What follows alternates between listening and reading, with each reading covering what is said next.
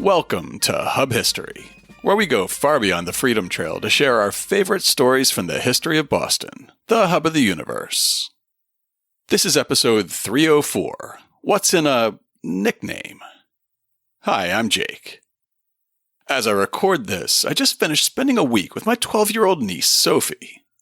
We had a lot of fun. We went to Plymouth Patuxent, the Tea Party Ships and Museum, the Paul Revere House, Old North, and of course some other non-history related attractions as well. She's a very outgoing kid, so I actually got to meet a few listeners. I know this might come as a shock to you, but with all the lonely hours of research and then recording alone in a quiet room with a microphone, podcasting tends to attract introverted hosts, so I don't usually get to meet a lot of fans in the wild. Thanks to Sophie bragging about her podcast host uncle, I got to shake that up a bit for once. Going to all those tourist attractions made me wonder what people know about Boston when they get here. This week, I'm talking about nicknames for Boston, and I spent some time asking visitors and locals what they call Boston and why. Do you know any nicknames for the city of Boston? Any other names that people call Boston? Of the city? No. We just know for the drivers, they are muscle, I think. Excellent. That's a good nickname. Thank you. Yeah. Do you know how we got that nickname? Because your driving is so bad? Titletown. Titletown, there you go. Titletown's a good nickname. How we get that nickname? Championships, man. Right. Could that be for like neighborhoods or just in Boston? I'll take neighborhood name. Murder Pan? Krakow. The city that used to never sleep next to New York. Twin City? Beantown. But before we dig into the history of Boston's nicknames, I just want to pause and say thank you to everyone who supports Hub History on Patreon. Our sponsors make it possible for us to pay the ongoing costs of making Hub History. For things like AI tools and transcription, podcast media hosting, and hosting and security for the website, as well as the incidental costs that seem to come up when making a podcast. For example, when I headed out on the Freedom Trail to try to record what people know about nicknames for Boston, I couldn't find the little windscreen for my field recorder, so I had to buy a new one. Both the windscreen and the field recorder it goes on were made possible by our sponsors, who commit to supporting the show with as little as $2 a month or as much as $20 or more. To everyone who's already supporting the show, thank you. If you're not yet supporting the show and you'd like to start, it's easy. Just go to patreon.com/hubhistory or visit hubhistory.com and click on the Support Us link. And thanks again to all our new and returning sponsors. Now it's time for this week's main topic. Besides lending this podcast a title, the Hub is one of the two most widely used and recognized nicknames for Boston. The hub is, I think it's because we think we're the hub of the universe and everything comes through us, and we're kind of, a little haughty about it. It's the, you think you're better than me kind of more, mentality. Absolutely. Thank you very much. Along with Hub History, it also inspired the name of the local news site, Universal Hub. And I have to say that if you're listening to this podcast, you'd better be reading UHub also. As I was doing the research for this episode, I stumbled across an article that I can't seem to lay hands on again right now to properly credit the author, but it said that the Hub probably only continues to exist because newspaper headline writers are looking for the shortest possible way to refer to Boston. And I think there might be a lot of truth to that statement. A couple of my favorites from past podcast episodes are Hub ban limits rock and roll, from Mayor John Hines' attempt to ban fun that we covered in episode 149, and the 1960 John Updike classic, Hub fans bid kid adieu. It's probably the best baseball writing of all time, describing Ted Williams' last game at Fenway Park in beautifully simple prose. Unlike many of the nicknames for Boston that we'll discuss this week, that evolve slowly over time and have a murky history, the Hub has a very concrete origin story, and even has a specific place in town where you can snap your Hub selfie. Oliver Wendell Holmes Sr., father of the Civil War soldier and Supreme Court Justice, wrote an article titled The Autocrat of the Breakfast Table that was published in the April 1858 edition of Atlantic magazine, which he had recently helped to found. In that essay, he recounts a fictionalized conversation over a Boston breakfast table, where someone praised France by saying, "Good Americans, when they die, go to Paris." In response, a visitor to the city repeated an aphorism that he'd supposedly heard somewhere that said, "The Boston State House is the hub of the solar system. You couldn't pry that out of a Boston man if you had the tire of all creation straightened out for a crowbar." The implication, of course, is that Bostonians are so full of themselves, so convinced of their moral and intellectual superiority over other places, that we believe the entire universe revolves around the city. Speaking in the first person, Holmes has himself double down on this sentiment in his reply to the fictional tourist. "Sir," said I am gratified with your remark. It expresses with pleasing vivacity that which I have sometimes heard uttered with malignant dullness. The satire of the remark is essentially true of Boston, and of all other considerable and inconsiderable places which I have had the privilege of being acquainted. Cockneys think London is the only place in the world. Frenchmen, you remember the line about Paris, the court, the world, etc. And as Paris is the universe to a Frenchman, of course the United States are outside of it. See Naples and then die. It's quite as bad with smaller places. I've been about, lecturing, and have found the following propositions to hold true of all of them. 1. The axis of the earth sticks out visibly through the center of each and every town or city. 2. If more than 50 years have passed since its foundation, it is affectionately styled by the inhabitants the good old town of whatever its name might happen to be. 3. Every collection of its inhabitants that comes together to listen to a stranger is invariably declared to be a remarkably intelligent audience. 4. The climate of the place is particularly favorable to longevity. 5. It contains several persons of vast talent, little known to the world. Boston is just like other places of its size. Only perhaps, considering its excellent fish market, paid fire department, superior monthly publications, and correct habit of spelling the English language, it has some right to look down on the mob of cities. I'll tell you though, if you want to know it, what is the real offense of Boston? It drains a large watershed of its intellect, and will not itself be drained. If it would only send away its first-rate men instead of its second-rate ones, no offense to the well-known exceptions, of which we are always proud, we should be spared such epigrammic remarks as that which the gentleman has quoted. There can never be a real metropolis in this country until the biggest sinner can drain the lesser ones of their talent and wealth. I have observed, by the way, that the people who really live in two great cities are by no means so jealous of each other as are those of smaller cities situated within the intellectual basin or suction range of one large one, of the pretensions of any other. Don't you see why? Because their promising young author and rising lawyer and large capitalist have been drained off to the neighboring big city. Their prettiest girl has been exported to the same market, all their ambition points there, and all their thin gilding of glory comes from there. I hate little toad-eating cities. Holmes was, of course, having a bit of good-natured fun at the expense of his hometown. By confirming the stranger's comment, he's admitting that we are a bit full of ourselves here in Boston. But in doing so, I think he touches on a greater truth about why people love cities like Boston. Certainly, I can see myself and many of my transplant peers in the intellectual watershed that's drained by Boston. And I, too, can't stand little toad-eating towns. Whenever you see Bostonians embracing the moniker hub of the universe, because after all, the axis of the Earth, or the hub of the solar system, is just too small. When you see that, you'll know that we're just a bit too big for our britches, but we embrace it. If you want to embrace your inner snob and take a selfie at the hub of the universe, you'll have to walk just a couple of blocks from the State House dome where Oliver Wendell Holmes located it. Set in the sidewalk at the corner of Winter and Summer Streets at Downtown Crossing, just outside the door to Primark and the stairs down to the T station, there's a bronze and granite plaque in the shape of a compass rose set flush in the sidewalk. The lettering on it says, Hub of the Universe, Filene's, Boston. It was commissioned by William Filene after opening his flagship department store on this corner in 1912.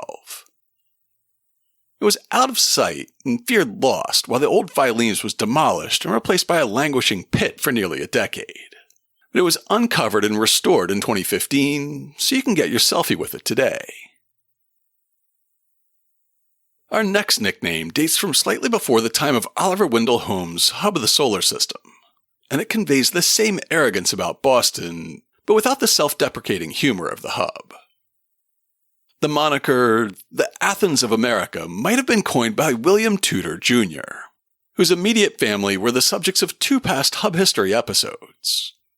He was the son of Billy Tudor, the patriot soldier who'd swim across Boston Harbor to woo his loyalist sweetheart Delia, Junior's mother, at the height of the siege. You can hear more about their love story in episode 131. William's brother was Frederick Tudor, the famous Ice King, who made a fortune after working out how to store and ship ice that was cut from New England ponds to far-flung ports from the Caribbean to India. His story can be heard in episode 211 from December 2020.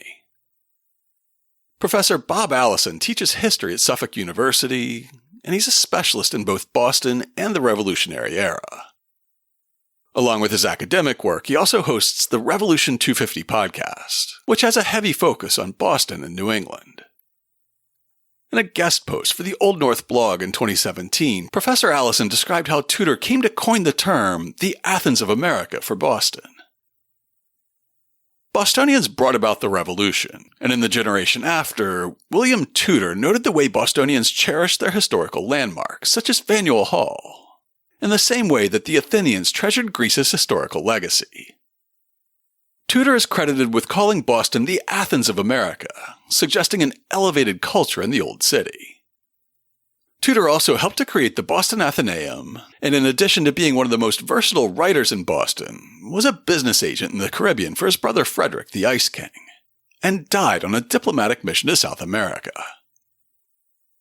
His Athens of America note and the nature of his own social status suggests a kind of elitism in Boston culture, which might have some truth to it.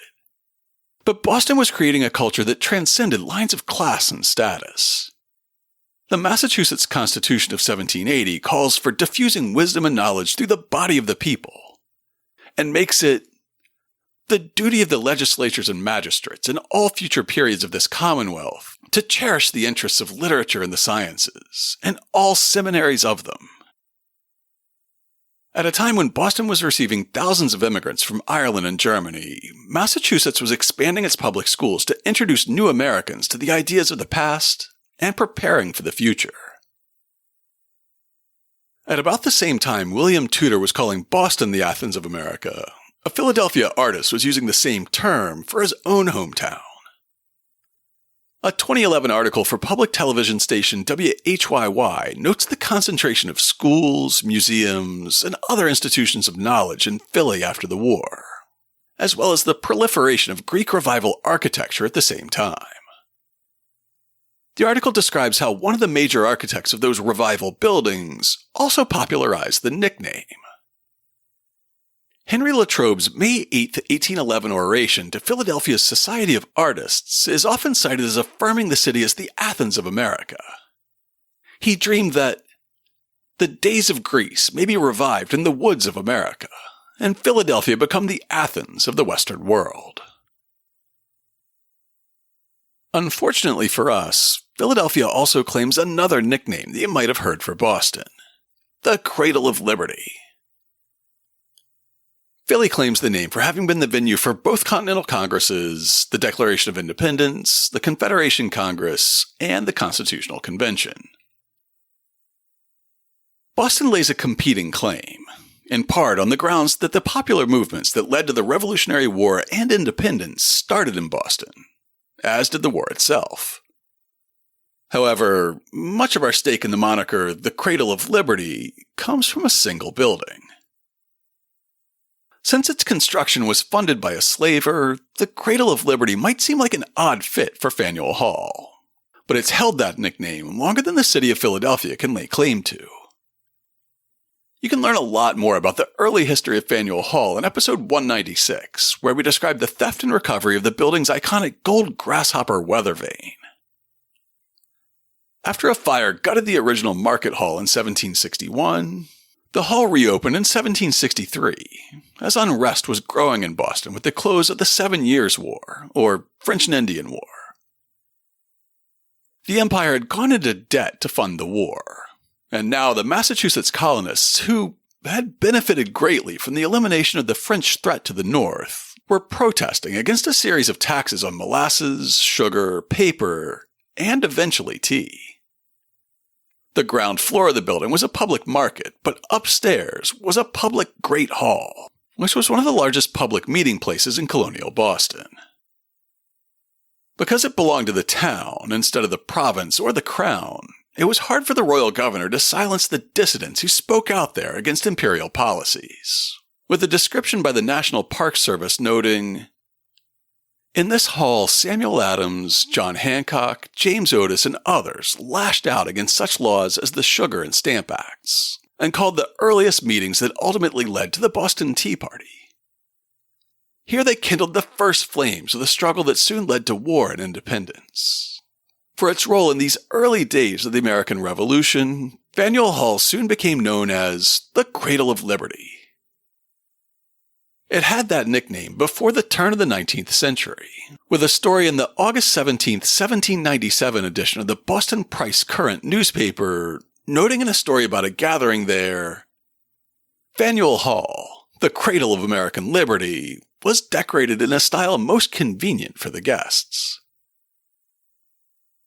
Almost 150 years later, a young Navy veteran and candidate for U.S. Congress would stand on that same stage to deliver a few remarks on elements of the American character, as the invited Independence Day speaker. He would open his remarks with an acknowledgement of the famous nickname for the building he stood in, though it would never quite stick as a nickname for the city on a hill. Young Jack Kennedy started his speech by saying, "Mr. Mayor, distinguished guests, ladies and gentlemen, we stand today in the shadow of history. We gather here in the very cradle of liberty." JFK returned to Faneuil Hall on the eve of Election Day in 1960. He was running for President of the United States. And once again, he evoked Boston's rich patriotic history and the symbolism of the Great Hall. Ladies and gentlemen, we are meeting tonight in Old Faneuil Hall, which is the cradle of American liberty. Here, in this hall, men and women met in the days before the American Revolution to work for freedom. The 13 steps behind me celebrate the 13 states that first signed the Constitution. We are meeting in the Old Hall, which was the scene of Otis's speeches, and Samuel Adams, which led up to the American Revolution. The next day, Kennedy was elected president, and 2 months later, he returned to Boston to give his last public speech before taking the oath of office. He appeared before a joint session of the legislature and, in thanking the Commonwealth and crediting Massachusetts values for steering him to the Oval Office, he invoked a truly great nickname for Boston, but one that only politicians ever seem to use. But I have been guided by the standard John Winthrop set before his shipmates on the flagship Arabella 331 years ago, as they too faced the task of building a new government on a perilous frontier. We must always consider, he said, that we shall be as a city upon a hill. The eyes of all people are upon us. Today, the eyes of all people are truly upon us, and our governments in every branch, at every level, national, state, and local, must be as a city upon a hill, constructed and inhabited by men aware of their great trusts and their great responsibilities. For we are setting out upon a voyage in 1961, no less hazardous than that undertaken by the Arabella in 1630. We are committing ourselves to tasks of statecraft, no less awesome than that of governing the Massachusetts Bay Colony, beset as it was by terror without and disorder within. Kennedy took the idea of Boston as a city upon a hill from John Winthrop's speech, A Model of Christian Charity, which he delivered to his followers just before the Arbella fleet set sail for New England. Winthrop was one of the architects of the Great Puritan Migration to New England, and he'd serve as the first governor of the Bay Colony. The speech was meant to establish rules of conduct for this new colony which was to be founded upon biblical grounds. One of those rules was to keep their faith, and to make it public. We shall find that the God of Israel is among us when 10 of us shall be able to resist 1,000 of our enemies, when he shall make us a praise and glory, that men shall say of succeeding plantations, May the Lord make it like that of New England. For we must consider that we shall be as a city upon a hill. The eyes of all people are upon us. So that if we shall deal falsely with our God in this work we have undertaken, and so cause him to withdraw his present help from us, we shall be made a story and a byword through the world. We shall open the mouths of enemies to speak evil of the ways of God and all professors for God's sake. We shall shame the faces of many of God's worthy servants and cause their prayers to be turned into curses upon us, till we be consumed out of the good land whither we are going. The reference to a city on a hill would be familiar to a Puritan audience from the Gospel of Matthew, chapter 5, as part of the Sermon on the Mount. As someone who was not raised as a Christian, the Sermon on the Mount is one of my favorite passages in the Christian Bible, because it contains the Beatitudes, where Jesus blesses the meek and the merciful and the peacemakers. Right after that, verse 14 picks up with, You are the light of the world. A city that is set on a hill cannot be hid. Neither do men light a candle and put it under a bushel, but on a candlestick, and it giveth light unto all that are in the house. Let your light so shine before men, that they may see your good works, and glorify your Father, which is in heaven. Before its boundaries were expanded through annexation and landfill in the mid to late 19th century, Boston was literally a city upon a hill as well, with Beacon Hill and the Tri-Mount occupying most of the Shawmut Peninsula that made up the town's landmass. Our new State House was built at the top of this hill, and our town seal portrays a forest of steeples rising up the slopes of the hill to the dome of the State House, our hub of the universe at the top. For some reason, the pet name City Upon a Hill has never been adopted except by politicians. In fact, 20 years after JFK incorporated the idea of a city upon a hill into his election eve speech, Ronald Reagan did the exact same thing. On the night before the 1980 presidential election, he said in a televised address, These visitors to that city on the Potomac do not come as white or black, red or yellow. They are not Jews or Christians, conservatives or liberals, or Democrats or Republicans. They're Americans, awed by what has gone before, proud of what for them is still a shining city on a hill. At this very moment, some young American coming up along the Virginia or Maryland shores of the Potomac is seeing for the first time the lights that glow in the great halls of our government and the monuments to the memory of our great men. Let us resolve tonight that young Americans will always see those Potomac lights, that they will always find there a city of hope in a country that is free. And let us resolve they will say of our day and of our generation that we did keep faith with our God, that we did act worthy of ourselves, that we did protect and pass on lovingly that shining city on a hill. Wow. He sure was a great speaker for such a terrible president. Reagan loved the imagery of a city upon a hill, and some historians say that he might have believed in a conspiracy theory about a secret order of ancient philosophers who founded the United States as an experiment in self-governance, and that an angel was physically present inside Independence Hall on July 4th, 1776. Luckily for us, another U.S. president helped to redeem the imagery of a city upon a hill. though he was still a U.S. Senator from Illinois when he gave the commencement address at UMass Boston in 2006. And it was right here, right in these waters, where the American experiment began. As the earliest settlers arrived on the shores of Boston and Salem and Plymouth, they dreamed of building a city on a hill.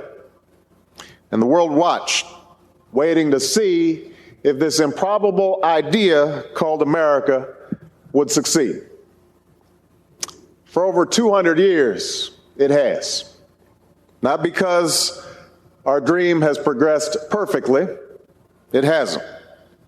It's been scarred by our treatment of native peoples, betrayed by slavery and Jim Crow, clouded by the subjugation of women, shaken by war and depression.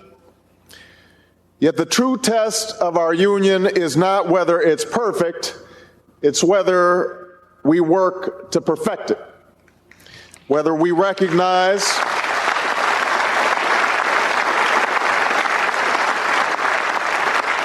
our failings, identify our shortcomings, and then rise to meet the challenges of our time. You could do worse for a city's nickname than a phrase that evokes the best kind of American exceptionalism. The dream of a better life and a better world that's present in our founding documents and values.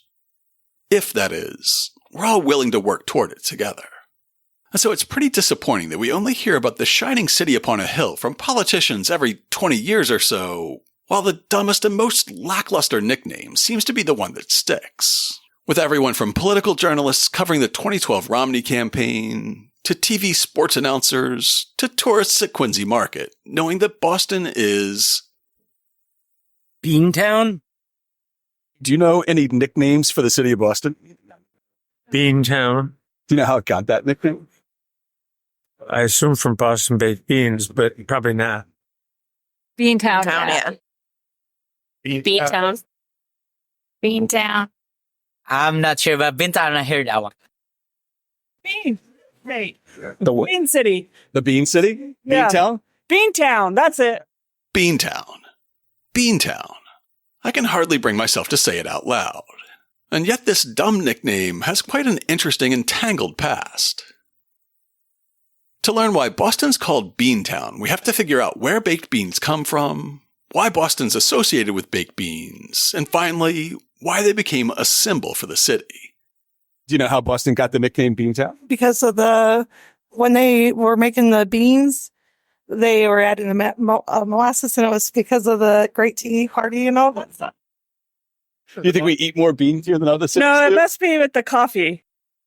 I don't know, the coffee or tea that started coming to Boston 8 years ago. I was actually wondering that myself. Oh, there was a huge molasses flood. That there was, yes. I know that. I do know that. I guess if people are just a real fan of Boston baked beans, I guess. Do you think we eat more baked beans in Boston than other cities do?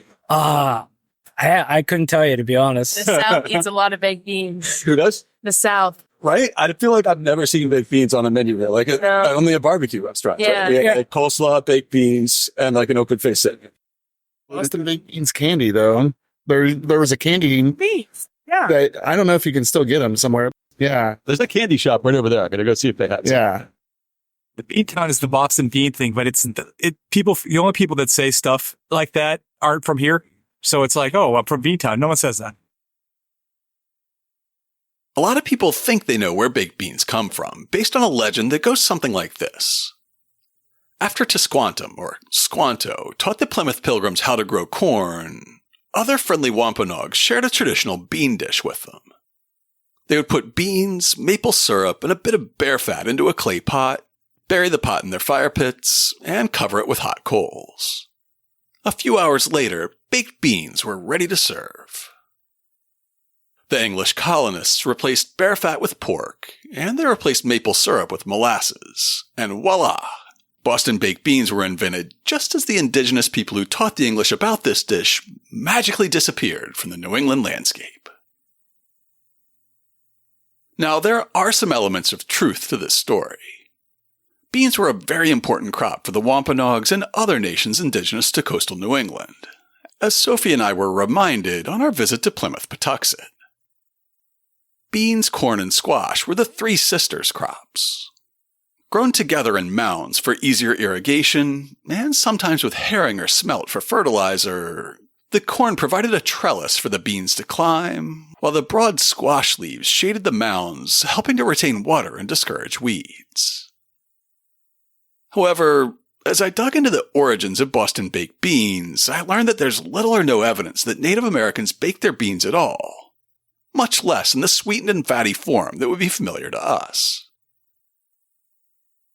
In America's Founding Food, The Story of New England Cooking, Keith Stavely and Kathleen Fitzgerald note, there is a tradition that, like succotash, baked beans was of native origin. Beans were abundant, and they were baked by the Indians in earthen pots just as we bake them today, wrote Alice Morse Earle in 1898. 3/4 of a century later, Sally Smith Booth was not the first to include the use of underground bean holes among the native methods of baking beans. Indians probably originated this dish, for many tribes baked bean stews in earthen pots placed into a pit and covered with hot ashes. However, there's no direct evidence of natives baking beans, either in earthenware pots or in bean holes in the ground. In her wonderful book, The Truth About Baked Beans, An Edible History of New England, Meg Muckenhaupt explains that the Wampanoag didn't do much baking at all. There aren't any contemporary accounts of Wampanoag baking beans in a pit per se. They may have been baking clams in big pits with hot rocks by steaming them in seaweed, although contemporary accounts mention only clams being brought to a boil. To get rocks hot enough to bake beans in a hole for several hours would require a lot more heat and a lot more firewood than the Wampanoag used for clams. During the first decades after the Pilgrims' 1620 arrival, the Wampanoag are not recorded as baking anything apart from putting small bannock-type cakes in ashes. Why would anyone bother with such a labor-intensive method of preparing beans in a community that didn't bake anything else? The first people recorded as indulging in this kind of bean-hole cookery, as early 20th century outdoors magazines were wont to call it, were cooks at Maine logging camps, who had plenty of wood lying around. If the Wampanoags didn't teach early English colonists to bake beans in a pit or pot, where did this tradition come from? In a 2020 blog post for the Paul Revere House Museum, Alexandra Powell points out that this supposedly Native American dish actually has its origins in the late medieval English foodways that those colonists brought with them. The baked beans we enjoy today are a direct descendant from an English bean and bacon pottage dish originally from the Middle Ages. 17th century Puritans favored a dish that they could set to cook on Saturday and then consume on Sunday, saving them from labor on the Sabbath. The ingredient that sets Boston baked beans apart from those medieval English pottages is molasses, which would become one of the cornerstones of Boston's economy for about 200 years, from the turn of the 18th century to the advent of Prohibition in the early 20th century. And while molasses would become integrated into Boston cooking due to its prevalence here, food wasn't the reason that the bittersweet brown liquid was so important to Boston. Rather, it was because of drink. Rum, to be specific. Rum was Boston's entry into the colonial triangle trade, which saw manufactured goods and alcohol being shipped from Europe to Africa and exchanged for captives who were shipped to the Americas, where they were enslaved and forced to work on plantations that grew staple crops like rice, hemp, tobacco, and, most importantly, sugarcane that could be exported back to Europe. That sugarcane was roughly refined into molasses for easier transport, and distilling that molasses into rum that could be traded within the colonies and abroad became, along with the export of salted cod to Caribbean slave plantations, Boston's main entry into the triangle trade. In a 1956 article published in the journal Agricultural History, Gilman Ostrander describes how Boston came to be a massive importer of Caribbean molasses. Molasses had many uses in colonial cooking. In Boston baked beans, Boston brown bread, and Indian pudding. Model food budgets submitted to Boston newspapers in 1728 by townspeople included beer as a necessary item of food. One budget allotted 7 gallons of molasses annually for a family of 9 for cooking purposes alone. Another, which included molasses for the brewing of beer, allotted 9 gallons yearly for each member of the family. The colonial rum industry was confined to New England and the Middle Colonies, and of those, only Massachusetts and Rhode Island produced rum for export on a large scale. Massachusetts, earliest in the rum industry, does not appear to have distilled appreciable amounts of rum in the 17th century. By 1717, however, the colony was distilling 200,000 gallons annually, according to the customs officer for the Port of Boston. By 1750, it supported 63 distilleries, which, at the average rate of production per still of the early national period, would have accounted for about 700,000 gallons annually. That's a lot of rum. Until Fanny Farmer's Boston Cooking School cookbook standardized recipes, techniques, and measures, there was no commonly accepted formula for a version of baked beans specific to Boston. Medford native Lydia Mariah Child was a prolific author, radical abolitionist, and her song, Over the River and Through the Wood, was the subject of our 160th episode.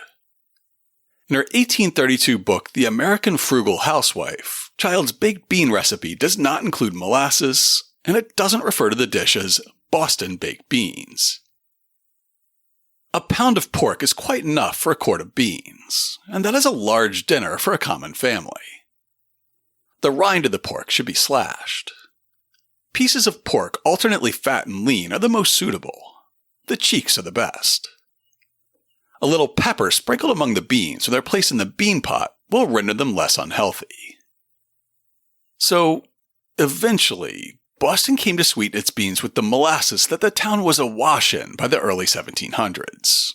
Though, of course, not literally until the molasses flood of 1919. The rest of the dish had been imported from England, along with the clay pots that would become emblematic of Boston in the late 19th and early 20th centuries. In her post for the Paul Revere House blog, Alexandra Powell explains how both the Puritans' taste for pottage and their clay baking pots resulted from regional variations in merry old England. As it turned out, the seeds of a culinary tradition that favored dishes like baked beans might actually have predated the 17th century arrival of Europeans in Massachusetts Bay Colony.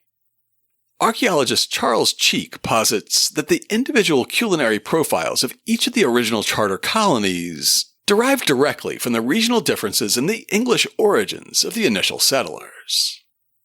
The variety of unique foodways existing in the original colonies became a part of these individual charter cultures, forged by inherited English regional food traditions and also varying New World environmental factors. An illustrative example of these differences is each colony's preferred method of cooking. Chesapeake colonists inherited their preference for frying and fricasseeing from culinary traditions in southern England. The same is true of Quaker settlers in the mid-Atlantic, who show a preference for boiling like their ancestors in northern England. Finally, baking is the norm in eastern England, the origin point of the Puritans who settled the Massachusetts Bay Colony. This hypothesis is a great example of archaeology coming to the rescue of documentary history. It would be difficult to prove such a direct link between regional English food traditions and their corresponding New World colonies based solely on the historical record, as most references are anecdotal, vague, and scattered across few 18th century primary sources like cookery books. Archaeologists, however, were able to find a larger number of a specific ceramic baking dish in Massachusetts Bay Colony excavations than in other colonies, such as the Chesapeake.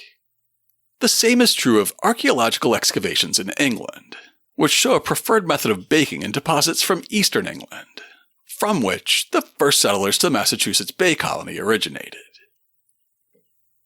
By the time of the First World War, clay bean pots were a ubiquitous souvenir at Faneuil Hall, and they were emblazoned on postcards and other knickknacks for sale in downtown Boston. However, one of the earliest recipes to actually refer to Boston baked beans in print also makes it clear that special pots were not necessary to make Boston baked beans. Fanny Farmer, whose groundbreaking Boston Cooking School cookbook was the subject of our 159th episode, included a recipe for Boston baked beans in her 1896 first edition. Her version included beans, salt pork, molasses, and mustard, which is still considered the canonical recipe. Farmer's notes let the home cook know that they can still prepare this dish if they don't happen to have access to a specialized clay bean pot. The fine reputation which Boston baked beans have gained has been attributed to the earthen bean pot with a small top and bulging sides, in which they're supposed to be cooked. Equally good beans have often been eaten where a 5-pound lard pail was substituted for the broken bean pot.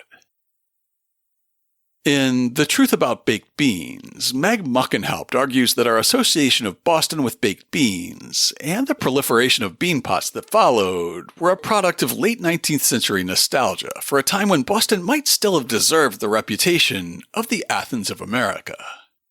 She writes, "The 1876 centennial made New Englanders painfully aware of just how prominent the region had been in 1776, and how much of a national backwater New England had become.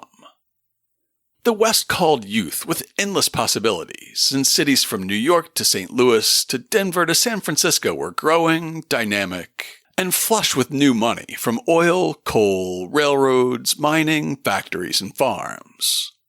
But New England had history. The centennial sparked the colonial revival movement, when New Englanders clawed back their revolutionary past to prove the region wasn't just a bunch of has-beens. Cookbook writers and home economists became entangled in a gluey nostalgia for times their grandparents had never witnessed. A small subset of New England foods, baked beans, pies, brown bread, boiled dinner, were charged with Yankee virtue. They became symbols of New England thrift, hard work, and contentment with simple living, rather than just another bunch of cheap things to eat. This centennial nostalgia collided with advances in food science in Boston, as recounted by Mark Souder in an essay for SABRE, the Society for American Baseball Research. Before the Braves moved to Atlanta, they were the Milwaukee Braves, and before that, they were the Boston Braves, playing in a stadium on today's BU campus. For a brief period between being referred to as the Red Stockings and taking on the name the Braves, this National League team was known as the Boston Bean Eaters. And in his article, How Bostonians Became the Bean Eaters, Souder explains, "The real breakthrough was in canning. Boston canneries were the first to invent a can that preserved the beans. The key canning firm was Henry Mayo and Company of Boston, which was the first producer of baked beans in cans. The company experienced a setback when, after receiving the silver medal for the best baked beans in the world at the Paris World's Fair in 1878, Henry Mayo was awarded a contract from the French government for 100,000 dozen cases. The company attempted to fill it, but the French government canceled the contract, and Henry Mayo and Company was awash in canned goods. It began national advertising, which greatly advanced the close tie of Boston to baked beans. But the firm went belly up 6 years later. However, the evolution of baked beans from a Sabbath staple to a symbol of regional pride doesn't explain how they became synonymous with Boston specifically, to the point where people still insist on calling Boston Beantown in the year 2024. The years from 1890 to 1907 were the peak years of Boston being the world's bean capital. The bean era of Boston began with the Grand Army of the Republic annual encampment being held in Boston in 1890 and ended with Boston's Old Home Week celebration in 1907. Referring to the 1890 encampment of the Grand Army of the Republic, a National Civil War veterans organization, he writes, "Boston didn't roll out a red carpet, but did present several thousand ornamental bean pots marked Beverly Pottery to attendees. E.B. Stillings and Company sold metal tokens featuring a tag labeled Department of Massachusetts, GAR, with a beanpot connected by a chain on a card stating that the souvenir was officially endorsed. There were other variations as well. It further solidified the association of Boston, baked beans, and beanpots across the nation. 1890 was the peak of the GAR's membership and influence, with 410,000 members and tens of thousands attending the encampment in Boston, and leaving with beanpot-themed souvenirs. However, the final hammer blow that forged Beantown into an unforgettable moniker was struck by yet another politician. One who was in the Great Hall in 1946 when JFK invoked Faneuil Hall's reputation as the Cradle of Liberty. Writing in Boston Magazine in 2022, Mike Ross noted, John F. Fitzgerald, the 39th and 41st mayor of Boston, as well as the grandfather of President John F. Kennedy, decided to make baked beans the starring character in Boston's latest advertising campaign. It was based on Old Home Week, an economic improvement strategy that originated in New Hampshire designed to lure tourists, often former residents who'd moved away, to the region to spend their money. In 1907, Mayor Honey Fitz, as Fitzgerald was called, brought the concept to Boston. It will be a splendid opportunity to stimulate public sentiment here, and to advertise to the world the progress that Boston's been making, and the great opportunities that she possesses along industrial and commercial lines, he announced. The city mailed 1 million stickers across the country to advertise the special event, all bearing the indelible mark of a baked bean pot. If that wasn't enough, event organizers insisted that the week would feature a Boston Baked Bean Day to celebrate the staple's strong association with the city. Beantown was officially born, with its very own debutante party to boot. Like Meg Muckenhaupt wrote, Western cities might have had rapid economic growth and opportunities for young people, but Boston had history. It was going to use that history to try to lure some expats back from the West, at least temporarily. Planning for this Old Home Week began in earnest in March 1908, with the Boston Globe reporting on the 8th. What was before a mere possibility has now become a certainty. For at a meeting of merchants of the city in the Boston Chamber of Commerce yesterday afternoon, it was decided that this summer Boston is to have the grandest Old Home Week celebration ever arranged in this country. As now planned by Thomas F. Anderson, head of the City Publicity Bureau, the date for this Old Home Week celebration will be from July 28th to August 3rd. An elaborate program of events for each day of that period has been laid out, but so arranged that the big features will come in practically 3 of the days of the celebration, leaving the remainder of the time for family reunions, visits to historic places, and an opportunity to see the many historic collections and relics which will be ready for the visitors. The celebration will start in on Sunday, which will be known as Founders' Day, with special services at which reference will be made to the founders of the country and their part in Boston's history. Then there will be a Patriots' Day, a Greater Boston Day, a New England Day, when the governors of the other states will have an opportunity to meet and shake hands with Governor Curtis Guild Jr., a Woman's Day, and the celebration will conclude with Baked Bean Day, on which occasion the bean pots of the housewives of Greater Boston will be advertised to the world as steaming hot with the bean, as only Boston housewives know how to prepare it. 3 weeks later, the focus of Baked Bean Day was already starting to shift, with the Globe reporting on developments in Old Home Week planning on March 31st. Mayor Fitzgerald was highly gratified yesterday to learn from Governor Guild that His Excellency has decided to further strengthen the military feature of the celebration by arranging to have both brigades of the state militia in Boston on the closing day of the observance, Saturday, August 3rd. One brigade will end its annual tour of camp duty that day, and the other will begin its work, and the 2 events will thus synchronize in a local demonstration that will make an impressive and spectacular wind-up, not only to the Old Home Week festivities as a whole, but of the week's coast defense maneuvers. This will be Baked Bean Day, too, so that the Old Home Week program will end in a fitting blaze of glory. The same Globe story describes the beanpot stickers that were being printed to promote the event.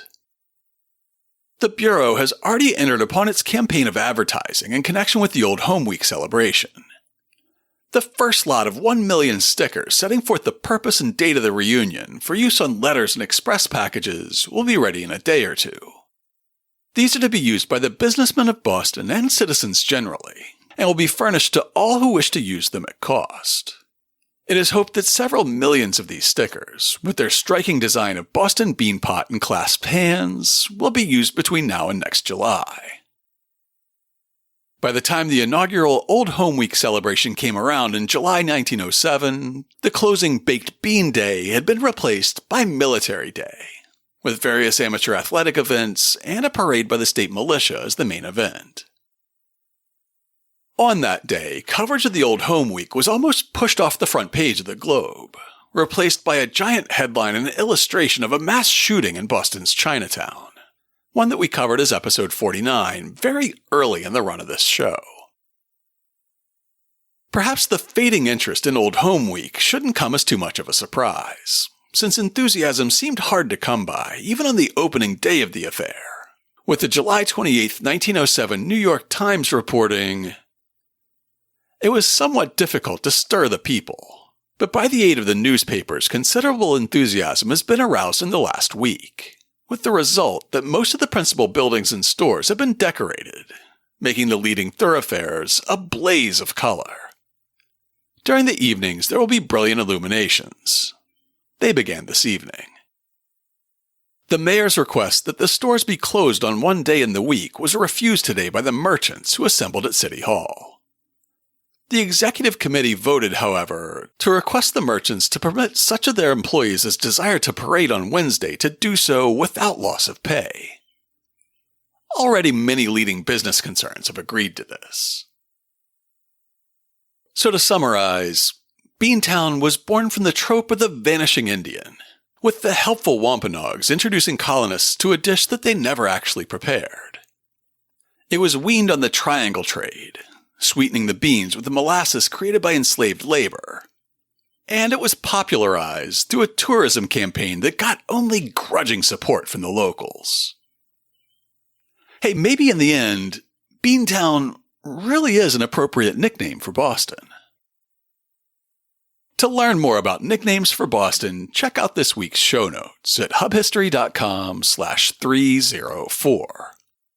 I'll have links to the sources I used about all the nicknames discussed, including Oliver Wendell Holmes' essay, The Autocrat of the Breakfast Table, and Updike's Hub Fans Bid Kid Adieu, as well as Bob Allison's explanation of the Athens of America.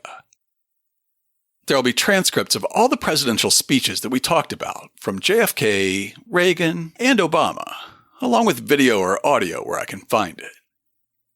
For Beantown, I'll have news articles from the Globe and the New York Times about Old Home Week, recipes for baked beans from Lydia Mariah Child and Fanny Farmer, and more information about the classic Boston baked beans candy.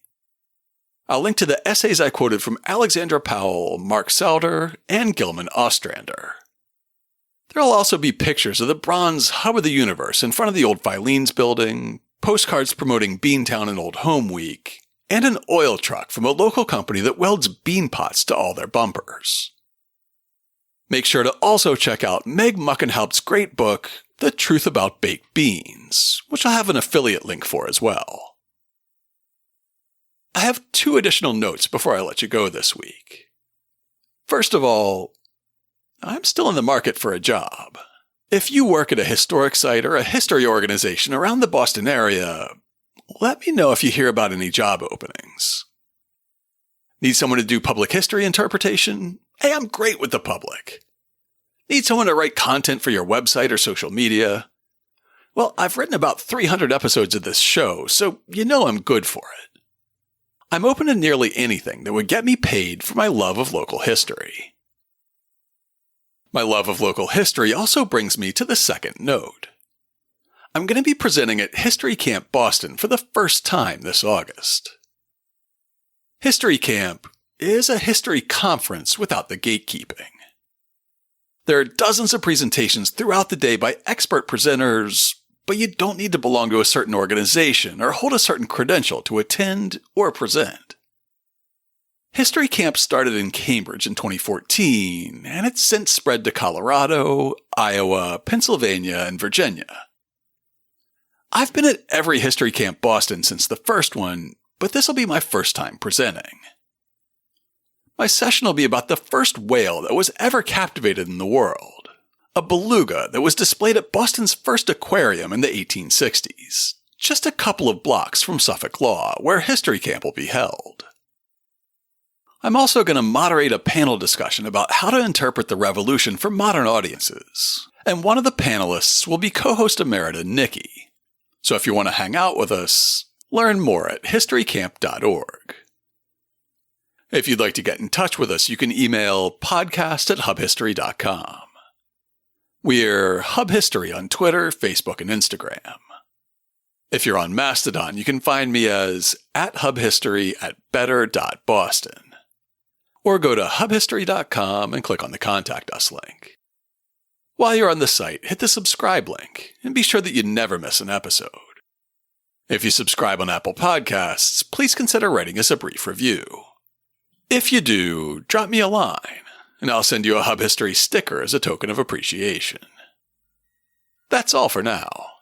Stay safe out there, listeners.